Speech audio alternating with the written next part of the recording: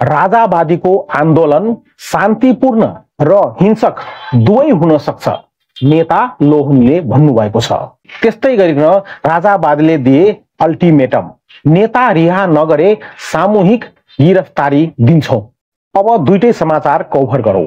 राष्ट्रिय प्रजातन्त्र पार्टीका नेता डाक्टर प्रकाश चन्द्र लोहनीले राजावादी शक्तिको आन्दोलन शान्तिपूर्ण र हिंसक दुवै हुन सक्ने चेतावनी दिएका छन्। राजावादी शक्तिहरूको एक समूह संयुक्त जन आन्दोलन समितिले बुधबार काठमाडौँमा आयोजना गरेको पत्रकार सम्मेलनमा नेता लोहनीले शान्तिपूर्ण आन्दोलनमाथि दमन नगर्न सरकारलाई आग्रह गरे। अब संघर्ष गर्ने समय आएको छ। रावण प्रवृत्तिलाई कसरी हटाइएको थियो?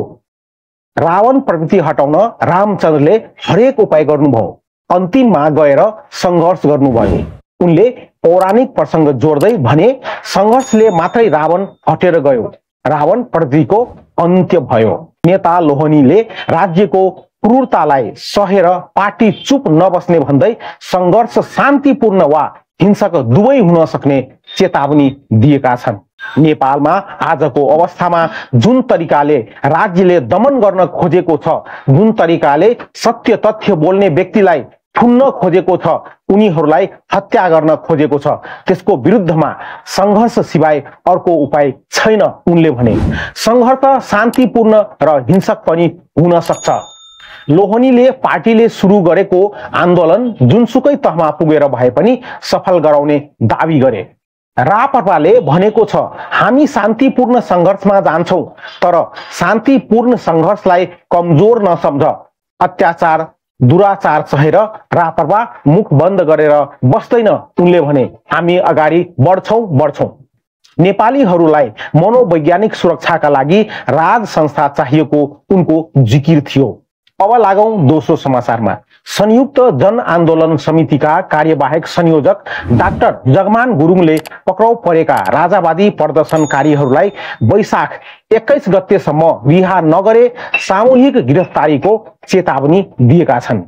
समितिले बुधबार काठमाडौँमा आयोजना गरेको पत्रकार सम्मेलनमा डाक्टर गुरुङले भने, यदि सरकारले वैशाख 21 गते भित्र हाम्रो माग पूरा नगरे 22 गतेदेखि तीनकुनेमा सामूहिक गिरफ्तारीको प्रक्रिया सुरु हुनेछ। गुरुङले वैशाख 21 गतेसम्म नवराज सुवेदीको नजरबन्द फुकुवा र अरू राजावादी प्रदर्शनकारीहरूको मुद्दा खारेज गरेर रिहाई नगरिए 22 गतेबाट आन्दोलनको नयाँ अध्याय सुरु हुने उनले बताए। 22 गते तीनकुनेमा शहादत प्राप्त भएका वीर शहीदको रगत लतपतियोको माटोको टीका लगाएर सामूहिक गिरफ्तारी दिनेछौं। हामी ज्यानको माया मारेर अगाडि बढ्नेछौं। सबैभन्दा अगाडि म हुन्छु, तपाईहरू को आउनुहुन्छ आउनुस् उनले भने। उनले आफ्नो समूहका सबै सदस्यलाई रिहा नगरे आफू सबैभन्दा अगाडि उभिएर सामूहिक गिरफ्तारीमा सहभागी हुने बताए। शक्ति प्राप्तिका लागि राजावादी नेताहरूले मन्दिरमा साधना गरिरहेको उनले बताए। शक्ति साधना नगरेसम्म सत्ता प्राप्ति हुँदैन। अहिले हामी चुप लागेर बसेका छैनौं उनले भने। कतिपय शक्ति मन्दिर फुटाउने, मूर्ति फुटाउने, पिसाब छर्कने गर्दै हिँडिरहेका उल्लेख गर्दै उनले भने, हामी त्यही मन्दिरमा गएर ए भगवान हामीलाई शक्ति देऊ है भनिरहेका छौं। तीनकुने प्रदर्शन पछि राजावादीहरू भागे भन्ने प्रचार भइरहेको भन्दै उनले यसको खण्डन गरे। राजावादी डराएर भागे भन्ने हल्ला फैलिएको छ, राजा अब आउँदैन भन्ने छ उनले भने। तर त्यो चाहिँ होइन, हामी आन्दोलनमै छौं, पछि हटेका छैनौं। दर्शकवृन्द, यसपालि राजावादीको तर्फबाट धेरै नै डरो कुरा आएको छ। हेरौं के हुन्छ है। कस्तो लाग्यो, यहाँको विचार के रहेको छ, यहाँले के भन्न चाहनुहुन्छ, पक्कै पनि आफ्नो विचार कमेन्टमा लेख्नुहोला।